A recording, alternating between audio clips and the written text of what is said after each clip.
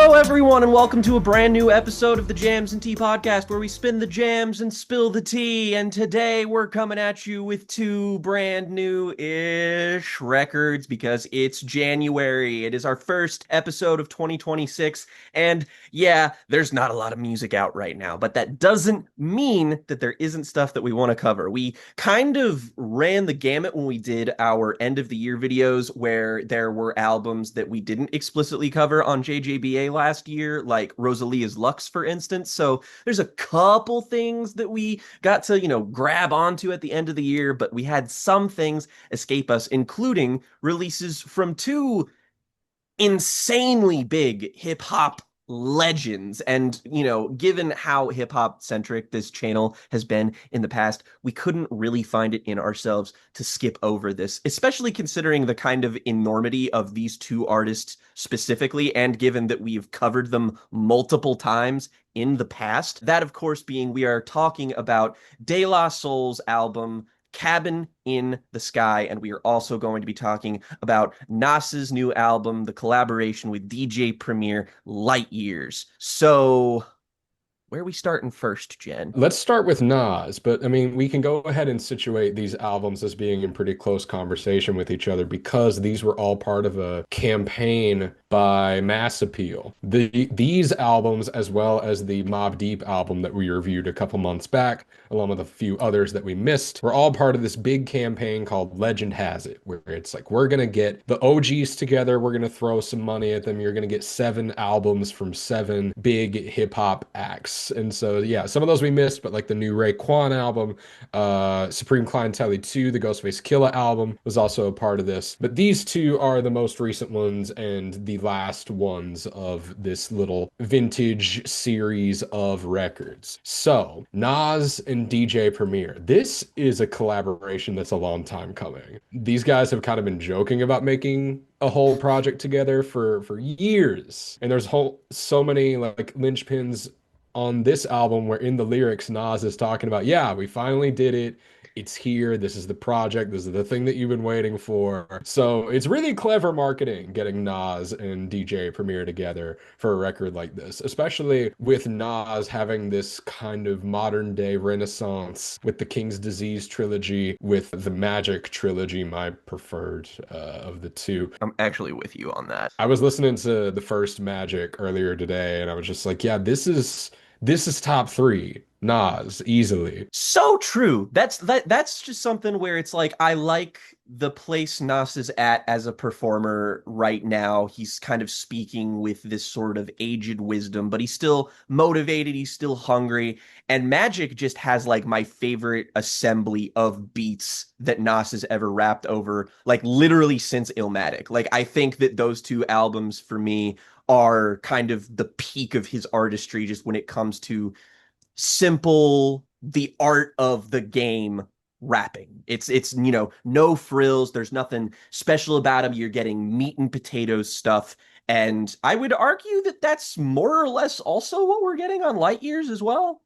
Yeah, it's a very straightforward. This is Nas and DJ Premier making an album. It's a lot of pause tapes of really iconic samples, a lot of simple but well put together jazz rap and boom bap beats. It's exactly what you would expect out of Nas and DJ Premier. But that's not a bad thing when it No. ends up being ultimately very successful and very good for the most part for me. Well, like, the keyboard hits and the drums on My Life is Real, you're immediately getting this kind of cascading jazzy sound to this album. And I always love that sort of thing. That's what I loved about the Mobb Deep album as well. A very East Coast, very boom bap influenced record. That applies to this as well, especially with songs like Welcome to the Underground, where you're getting straight up like black exploitation film score Yeah. sound and beats underneath it. Just like one of my favorite Nas songs is Recession Proof off of King's Disease 3.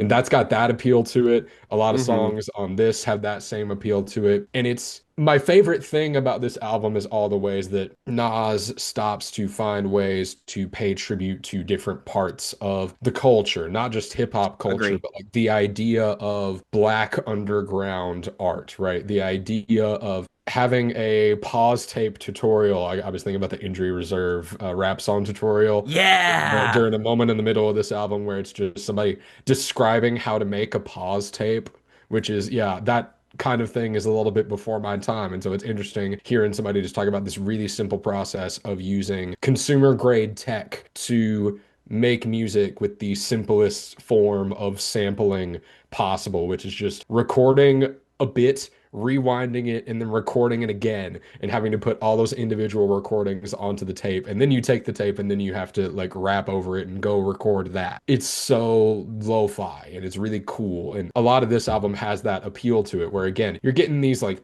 Beastie Boys and Biggie and all these different like big iconic samples from music. People from Nas's, years and Nas's contemporaries pop in on this album to kind of set the stage for what each song is going to be about. But how about you? Where is this sitting for you in Nas's recent collection of work? Because for me, it's sitting pretty high.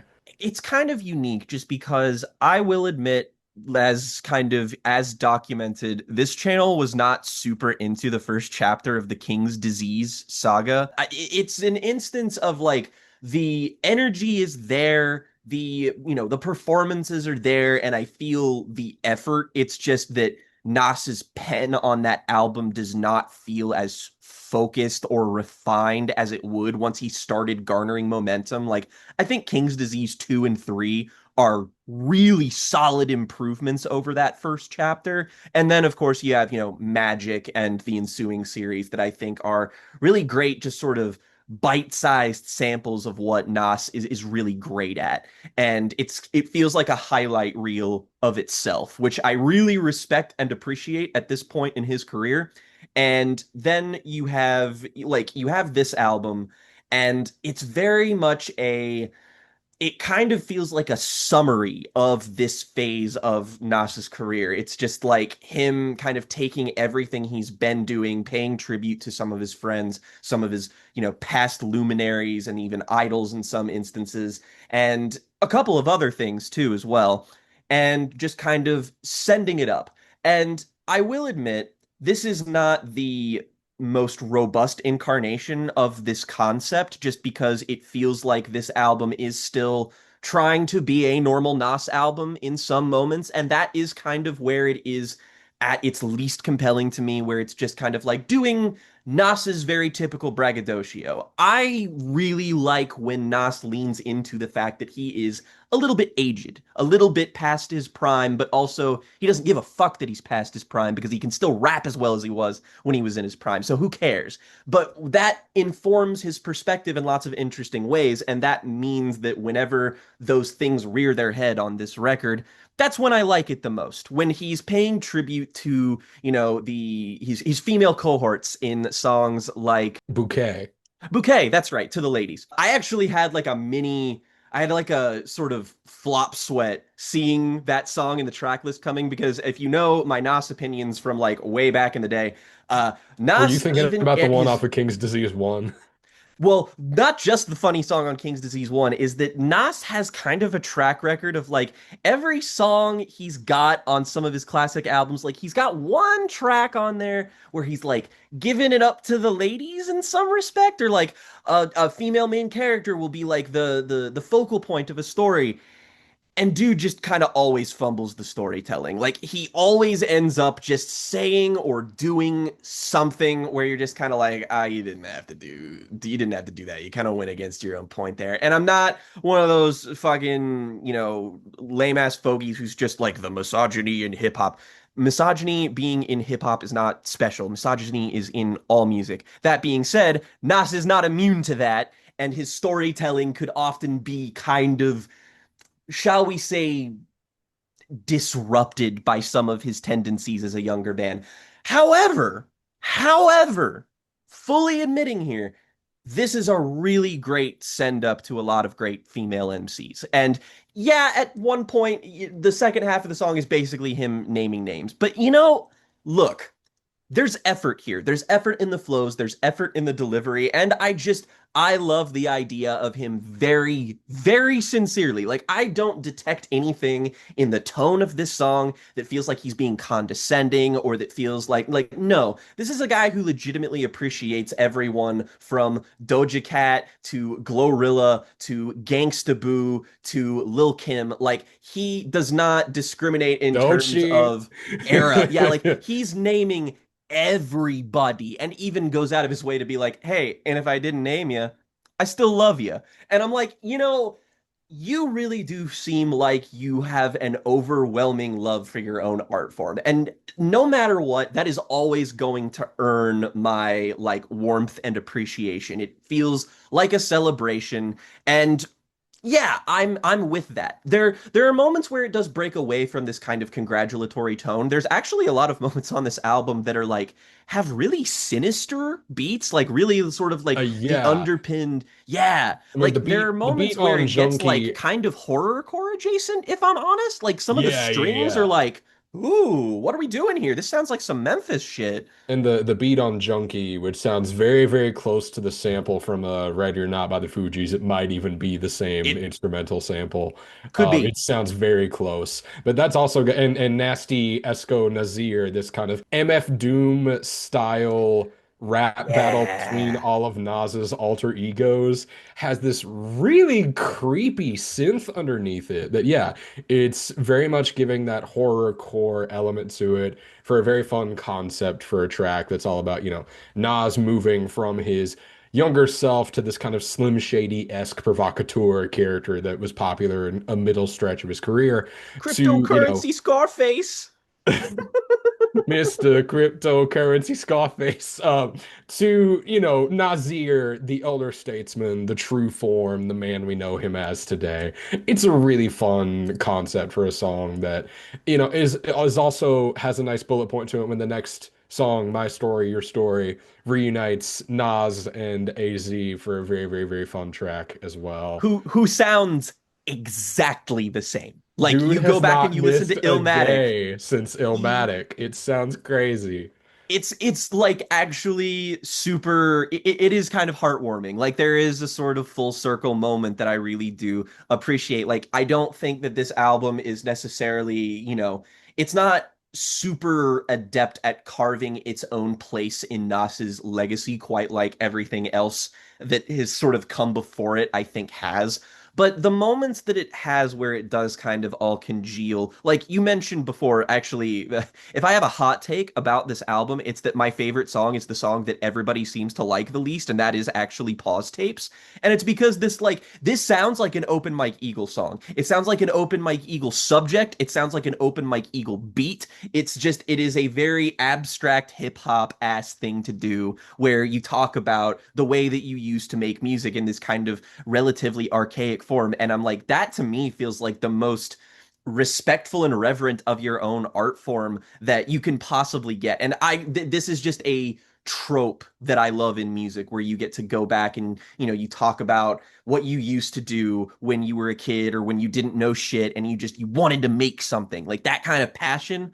I love that Mhm. kind of stuff. And yeah, the beat's a little weird and wonky. I like weird and wonky beats, sue me. I love how charming this song sounds. Yeah, and then you follow that up with Writers, which I mean, similar to Yeah. Bouquet, is a tribute to the history of graffiti and Nas's Hmm. own flirtations with the art form in his youth. Him describing himself walking around with chalk, just kind of waiting for inspiration to Yeah. hit. Such a nice, evocative image, and then paying so much respect to guys like, Keith Haring and Basquiat. And I've just been like on Google all day looking at Keith Haring's and Basquiat stuff while listening to Dude, this album. I've had a It's bunch such of a great Basquiat stuff popping up vibe. on my Instagram lately, and I've just been like, fuck yeah, this is fucking sick.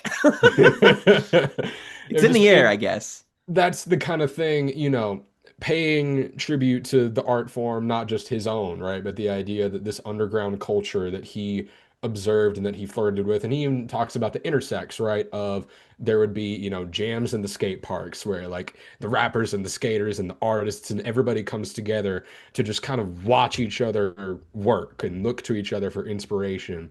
It's a really good feeling, and it's a feeling that I think even drives the creation of this album, right? There's not a lot of shout outs to the other records in this little Legend Has It series, but I imagine being a part of it was a very compelling idea for both Nas and DJ Premier, right? Being able to be situated next to all these great people to put together something new that lets a little bit of the OG class come back and have a moment where they get to take up the space for a little bit for the first time in a while. Because I mean, we got that with the Mobb Deep album, and it feels good that like Nas is putting out good music that's keeping him relevant to the game, that is, keeping me interested in what he's doing, right? Nas could very easily just be making boring crap that nobody wants to listen to.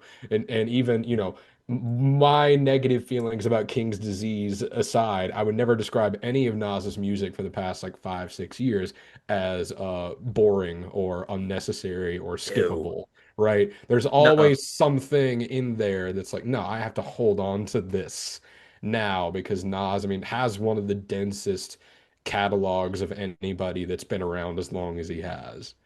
And like there is plenty of material on here that feels like, if you put some of these songs on one of the King's Disease albums, yeah, it would probably fit right in. But those still have a baseline of quality that I think is good. Like I think that this is a more consistent effort than something like King's Disease 1, even though it's not like miles apart when it comes to quality, even though this is a good record and that is kind of mid, if you ask me. But like, there's material on here like "My Life Is Real" opener, fantastic. Pause tapes, I love. Writers, great tribute. "Bouquet to the Ladies," really nice song. "Third Childhood," solid closer. My other favorite song on here though is "Sons."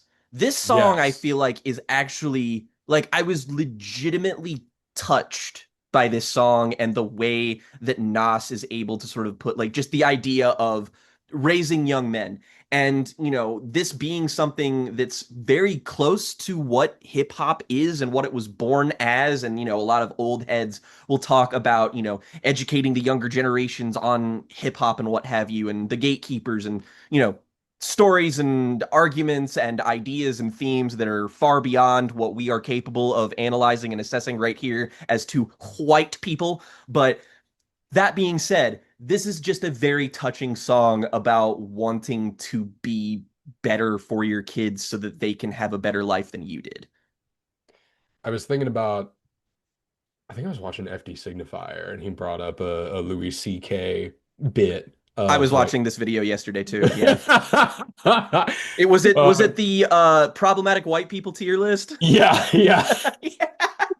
He was talking about Louis C.K. and he was saying, this one thing about Louis C.K. stuck with me with the way they talked about being a parent and like you are not raising a child, you're raising the adult that that person is going to become. And Yeah. that sentiment, and Nas echoes that very much so on this song Sons, which I think is really, really lovely and really, really well put together stuff. Also, we mentioned this a little bit earlier and kind of setting up the stage for what this album is, but I like that Nas gets very explicit with his elder statesman status and the kind of double standard in genre spaces on Third Childhood on this one specific bar. Rock and rollers still rebels at any age they at, but with rap, it's a time limit.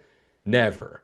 And he talks about Ozzy Osbourne, rest in peace, and how Ozzy was always seen, even in his older years when he had kind of settled down, he was still seen as a person who was always capable of like pushing the boundaries and being a provocateur and challenging Hmm. things. And I feel like we can very easily like slip into this hole where we don't really do that for rappers. Like we don't recognize the Yeah. potential energy. But there's been so much proof with this campaign, with the Legend Has a campaign, with these records, with the Clips album, with the continued success of aging musicians like Kendrick Lamar, right? These people still have momentum to influence the culture. And sometimes we forget that when we're looking at like who's going to be the next young person to like come in and completely change the game. And so I like that rap as a whole is kind of having this moment where we're paying tribute to the ability to continue having an impact. Yeah. not just off of your seminal work, but out of your continued presence and your continued existence in the space. And at the end of the day, it's about balance. It's because there was a lot of talk about the popularity of the Clips album from last year, sort of signifying that like, hey, the young blood in hip hop right now does kind of feel like, hey, I feel like we should maybe have a little bit more right now, a little bit more people who are contenders and all of that kind of stuff. And I do think that's true, but I also think that hip hop is inherently an art form that is about passing things down. It is about tradition. It is about culture. So you have to find a balance between old and new. It can't just be one or the other. And I feel like Nas is an example of a very healthy dose of this dichotomy. Yes, exactly. And I loved that this album is entirely focused on, his continued presence, his legacy, him and DJ Premier's ability to make this unique collaboration. This album gets very metacognitive about itself in a lot of places of like, just the fact that this is possible is a success on my part, right? And I gotta hand it to him. Like he's correct about that. Hmm. No, I completely agree. I guess, Jen, Are we interesting abandoning question to ask. numbers? I Are was we about to abandoning say, numbers do for the we new do year, favorite James tracks and and T? ratings for this? I think a New Year's resolution is I just kind of want to carry over what we had been doing with the JJBA, and I I'll keep. agree. I have my number scores in my head that I keep to myself, but I think Yep. for the pod, for the camera, I want to stick with the thumbs up, thumbs down, and this Light Thumbs Years Nas up. and DJ Premier absolutely gets a thumbs up from me. Thumbs up from me as well. I could not agree more myself. And now we are going from one album in the Legend Has It series to the next with De La Soul's album Cabin in the Sky. And this is a release that is not only connected to that kind of lineage, this sort of little renaissance that we're having with all of these artists. This does also have to do with the fact that unfortunately, two-thirds of De La Soul are the only ones that we have still with us because of Trugoy the Dove, who passed away in the relative, like, recent past. And now we have this album that is very much, even more explicitly than the Nas album, is very much a celebration of, like, well, I mean, we sort of talked about the Soulquarian scene when we talked about D'Angelo last year, and this Hmm. is more or less a celebration of that entire scene and the people from it as the opening track where Giancarlo Esposito himself comes onto the track to talk and introduce everyone as though it is a roll call in a classroom in a funny little framing device that is very in keeping with the presentation style of De La Soul albums, where we get a murderer's row of just so many people, so many collaborators who sort of gave it up just because this is, I guess you could technically call this a posthumous album in some senses, just because, I mean, Trugoy is on here. There are recordings Yeah. of him that are here, even though it is mainly kind of an affair from the other two sort of, occupants of the De La Soul moniker. But this is an album that very much feels like everyone knew what was at stake. And I don't say that to imply that De La Soul hadn't been doing well or anything. In fact, quite the opposite. De La Soul are one of those groups who they never really fell off, Like Yeah, they've they never made fell off. They releases. never really go away, even when they're on an extended hiatus from music, right? They just had two like very successful 30th anniversary releases of some of their old stuff as well. That's kept their momentum going. There's a book about them that's about to come out, even though I think there's some drama there that I'm not I sure don't know what's 100% the going on details about of, that, but but no, this is very much something where it feels like there was a tremendous amount of effort put into this, and I feel like you take a look at it. It's a decently long album. It is 70 minutes long, and De La Soul albums typically have lots of skits that sort of segue you from track to track, and this is no different. And we've talked about De La Soul albums on the past here. We did the 1991 retrospective where we covered their album De La Soul is Dead, their sort of classic record as a sort of response to the cultural response of their first album and the way that they saw people react to them. They were, Arsenio introduced them and called them the hippies of hip hop, and they did not necessarily love how they were sort of painted as these like, these are the non-threatening guys that are okay to listen to, and it's like, this feels a little like maybe pull back on that assessment just a little bit, even though De La traditionally are people who I would say that they are rappers who come from a very specific scene and they are just very non-combative people. Like the guys in De La Soul have always seemed like insanely chill. And I feel like that's kind of shown in the sense that like they kind of pop up in pop culture as being attached to various things that like it is a testament to the respect that De La Soul have that they and I'm say this as someone who also respects De La Soul, that they were not called tremendous sellouts. When you have a huge entire episode of Teen Titans Go that references you every 19 seconds, it's a little strange. I'm not gonna lie. It's very odd, I even if mean, I find it you hear very three is the charming. magic number at the end of that last Spider-Man movie. Like these guys have been everywhere forever, ever since they came out onto the scene. But nobody cares because that's the thing is that everybody just loves De La Soul. Like if you're a hip hop head, it feels like you at least possess a marginal amount of fondness. And I mean, you look at their catalog and it's hard to see, like how can you not? Like yeah, you have those first two records which are classics in their own right. I'm a bit more of a Balloon Mind State and Stakes is High De La Soul head myself, but I mean, again, we're just splitting hairs here in terms of like what segment of their career did you enjoy the most? It's like these guys have about as legendary of a catalog of music as people are capable of being without being, a like they aren't going to have the same, I think, sway as somebody like Tribe. Like Tribe are so big that it feels like they kind of eclipse everybody else in that scene. But De La kind of feel like the hip hop heads sort of like pick for this specific sort of 90s area. And what we have with Cabin in the Sky to me is just a literal celebration of life. And I don't mean that in the pithy, like, oh, don't have a funeral, have a celebration of like, no, this is a concept album about basically dealing with death, but in a positive way, in a constructive way, in a way that makes you want to live to the fullest potential, even if you are at a later point in your life. And when you have all of these luminaries coming in to help you, and a lot of the new guard as well, like there's a good hefty amount of people who are just big fans of De La Soul who are on here probably because they love them. And that love shines through because this is a hugely consistent album. That like Yes. 70 minutes, skits included.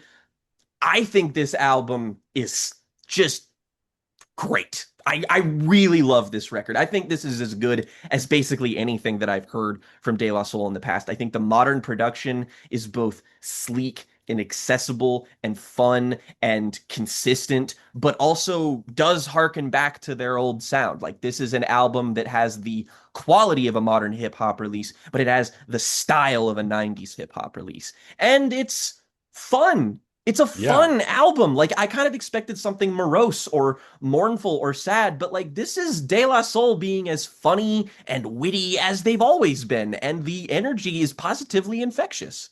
Even when they go directly to that place of right dealing with the idea of death, dealing with the idea of the afterlife.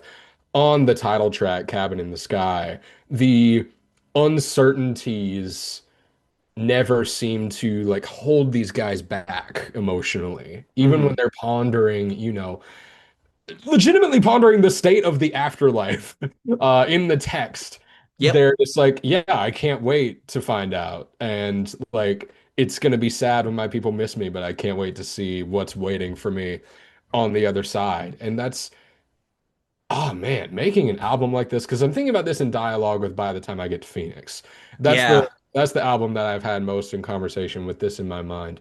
And thinking about this album in conversation with that, this is kind of the optimists By the Time I Get to Phoenix, where you've had Mm-hmm. time to reflect and kind of go through the grief and realize that, this is also a part of life, and the other good parts of life are going to be there when the grief is over, which they go into a lot on Sunny Storms. You know, my favorite line on this whole record, no need to grieve for the death of the old you. That ushers in change. And then a little bit later, giving you a way to take a crisis in midlife, turn it into a chrysalis. Mwah! Oh, Beautiful, man. unbelievable Beautiful stuff. stuff. Beautiful Like stuff. the pen on this album does not let up. I think that not only do the two existing members and the posthumous Trugoy stuff, like everybody on this album brings it. And like the feature list here is deeply impressive. Like Killer Mike comes in on maybe my favorite song here, A Quick 16 for Mama, which is just such a genuinely sweet ode to just motherhood and mothers and raising young children in difficult situations, environments, and what have you. And again, it's kind of like the stuff on the Nas album where he's talking about his kids. It's sort of the reverse effect, and but it's the same sort of feeling you get where, this is often like I often think about how parents are regarded in subject material in hip hop. They are often talked about in terms of like they can often be sources of wisdom. Like on Chromacopia recently had Tyler's mom kind of informing a lot of what that album was about for the good and the bad parts of Tyler's psyche. And you go back and you listen to even old like 90s hip hop albums talking about like the influence of your mother like wanting you to have a good life, but you kind of diverging from her path. There's always been a sort of moral compass pointing in the direction of motherhood in hip hop, and it feels like this is kind of a send up to that idea, the sort of just recognition of warmth and love. And that's what the song sounds like too. The sound of this album is very much in concert with what it is thematically. It is very like it's very polished and very shiny, but it's also very relaxed. This is an album that feels like it's aiming to put you into your comfort zone. That is its explicit stated goal, so that some of its more thorny subject material is already more easily able to be digested, even though everybody on here does a great job of kind of matching De La's energy. Like Killer Mike on a song like A Quick 16 for Mama does not sound in theory like something that they should be doing. But no, he comes onto the track and he matches their energy so well. You've got Q-Tip on here. You've got Nas on Run It Back. You've got Oh. Black Thought on NF, and these guys are doing it as like. And again, there are people who have had releases in like the last 5 years who prove that like just because you might be over the hill in terms of age when it comes to hip hop, who the fuck cares, man? You've got Nas and Black Thought on here delivering all-timer verses. Who gives a shit? Yeah, no, it's wonderful, and it's got that. I missed this. I missed this so much in my hip hop music. It's got this classic 90s feel of like, let's just take this exceedingly popular song that we like and just flip it and just Hmm. do it. And they do that multiple times here. But I think my favorite Flips are example good too. is Cruel Summer Spring Fire Life, where they flip Yeah, that Bananarama track.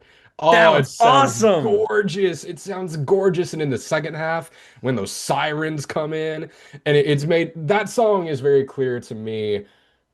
It's a little bit stilted because it's built around a verse from Trugoy that comes in at the end. But Hmm. I like how stilted it is because I like seeing the result of them very clearly wanting to see that through, right? The Hmm. last track on this album as well is built around recording that Trugoy did, and it's situated textually as like them actually going up to the cabin in the sky for a word from Dave, and he's doing "Don't Push Me Because I'm Close to the Edge," like classic stuff, but that feels important for this album to do, right? It Hmm. feels like a tribute to not just De La and not just Trugoy, but the time period in the music of the era where they were starting out, where they were becoming prominent, right? In the era of like 3 Feet High and Rising and Hmm. De La Soul is Dead. There's a lot of music from that era that you hear on this, including at the very start. You're gonna charm me immediately if you're pulling from Ill Communication by the Beastie Boys anywhere. But Yeah. but making it doing You Don't Stop and using those interpolations and using those Beastie Boys whoops, it always gets me going. I'm a sucker for that. And it's great and it just sets this great tempo for the album as like a tribute to not just De La, but the music that surrounded them at the time that inspired them, that still inspires them. And so it's just a really joyous affair that, yeah, when I saw the runtime on this album was 70 minutes, I thought, oh God, what is this gonna like? How much is this gonna move and shake? But it's so pleasant. Like it's twice as long as the McKinley Dixon album, and I can't tell the difference. And you know what? It feels like honestly, McKinley Dixon feels like the closest we have to like a modern incarnation of what De La Soul and their contemporaries were, what they represent, what they are to a modern audience. And the final leg of this album, I think, is something that's like really special. They really bring it home without even really hitting that like emotional chord. Like everything about this album is surprisingly quite subtle because the veneer of it is that it is in fact just kind of another De La album. And I don't get along with things like aggressive incorporations of skits, for instance. Like sometimes I think that in a lot of like classic albums that I really otherwise like, sometimes if you got like 10 minutes worth of skits on your album and your album's already like approaching 90 minutes, like guys, 90 CD bloat is already bad. I like there's a lot here. I'm just like, please get to the music. But the set dressing here, Living through the streaming era has made that feel so much worse. Where like at least the stream gamey albums of today that we complain about, at least it's all music. yes, like, and they have musical ideas within them. But I love the set dressing on this album, mainly because it made me laugh every time. Like, every time there is a Esposito is joke on this really funny album, on this. there are a lot of moments on this record, moments I cannot repeat because of specific verbiage being used, that made me howl with Is laughter. that weed smoke? Like, I love how they really do feel like they encourage the people performing on these skits to like do it as though you're voice acting. Like there's always a kind of Yeah, cartoon play the character. cartoon version of yourself that shows up on the kids show. It feels like there could be like a music video where it has all of these people as little tiny characters, like it Like it, it Teen just it Titans Go feels like it style would work. characters. Like I think honestly that Teen Titans Go name drop that you did earlier wasn't too bad because that's what I picture this album as. Well, Is that yeah, kind of like exactly. bright, colorful, but still very like jagged and sharp I, aesthetic applies a lot the to what this water's album getting sounds. higher. It's 3 feet high and rising. So stupid. I love it. It is kind of, if I had to like, if I get to consider this as a posthumous album, I would hold it aloft as an example of like one of the best in recent memory because it fulfills its goal of being a De La Soul album. Like there is I feel like if you want to feel the way that those old albums made you feel, I feel like this is gonna get the job done, which I don't think is that's not a nostalgia bait thing. That's not something that, is them, going for low-hanging fruit and just being like, "Oh, remember when?" Like, no, this is them successfully channeling the same energy from a different time period and doing it about as well as I've seen anybody do it. And they've got the whole gang is here to kind of pay tribute and sort of as a send up, again, it fulfills the function of being normal De La Soul album and posthumous De La Soul album, and does both of them about as well as I can fathom. And I don't think that that is an easy thing to accomplish. Yeah, I think this is a really wonderful record. One that, as somebody who's newer to De La Soul's music than you are, one that immediately gave me like a great impression that this band can still have a lot of momentum. And maybe De La Soul will put out another project and maybe they'll, run out of old unused Trugoy snippets and just have to be a duo after a while. But I'd I I'd kind of love to just hear want to it. see where that goes. Like, I'm Like there here is a for it. place for that. There's a I would place for listen it, to and I that. And I feel like people have so much residual love for De La Soul that they would welcome that with open arms. I mean, this album feels like it kind of proves its own point in that way. And hell, if they did something like, imagine if they went around recruiting like a revolving door of people like them, like again, they get a McKinley Dixon on their album, or they go out and get, somebody who's a little bit more modern. Like, I feel like De La Soul have such a malleable style and they have such a like relaxed ability to sort of suit their flow to all purposes. I feel like they could get anybody from McKinley to like Tierra Whack and they would fit Oh, onto the Tierra project Whack would be perfect. so good on something like this, man. Make it happen. I want that so bad. Really, I just want Tierra Whack in more places. But that's it. Or again, like Doichi on a De La Soul album. Like, come on, Oh, who doesn't want man. this? Shout out to Run It Back, which I just need to go out of my way to Beautiful say song. one of the best like straight bangers of all Mm-hmm. last year. Infectious, perfect, pristine boom bap flows from both Paz and Nas on this. Lovely Paz and song. Nas. Need to give that one a special shout because that one was just an immediate hit for me. Absolutely. I honestly, this is one of the most consistent albums released in 2025. Like I really mean that just because it is 20 songs long and I wouldn't cut a single track, really. I like Quick No, I 16 for wouldn't cut Mama, any of this. amazing. Different World, amazing. Palm of His Hands, amazing. Cabin in the Sky, amazing. Particularly want to send it up to Palm of His Hands, featuring soul singer Bilal, who you probably remember for his very memorable feature on Kendrick Lamar's To Pimp a Butterfly. He is God, I love whenever he features on something. Like you get that really awesome soul voice, and then like the way that the production mixes it into the song, crisp.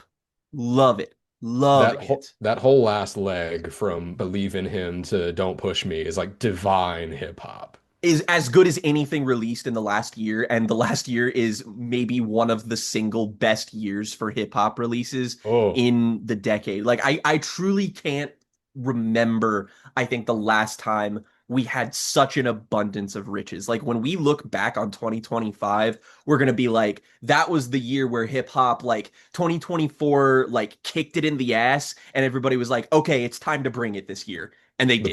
the party is not dying yet. Mm-mm. So, I mean, Major, emphatic thumbs up. emphatic. I This love is this this is album why so we cover much. stuff from the previous year still, because this is like I would have been very sad if we didn't get to cover this, frankly. Yeah, this was a really good decision to do both of these records. I got a lot out of doing both of these back to back, which is such a fun experience.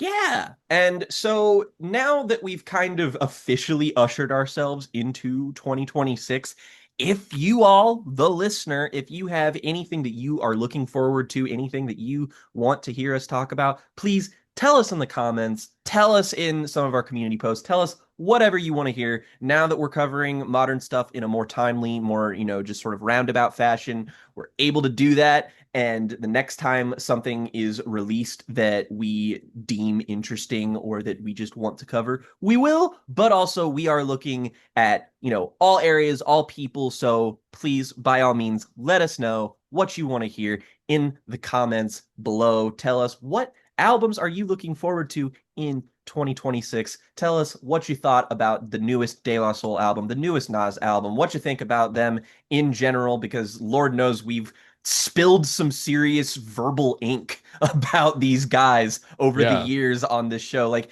it's very strange. Like I kind of feel it's odd that this is the sort of the first episode of the reboot of the show, because you have been on here I was like, talking I was about on a Nas Nas review. I before. did King's Disease 3 with you Yeah, guys. exactly. It's weird, you know? Like, it's poetry, it rhymes and all that shit. But naturally, thank you all for listening, and please tell us whatever you want to tell us in the comments below.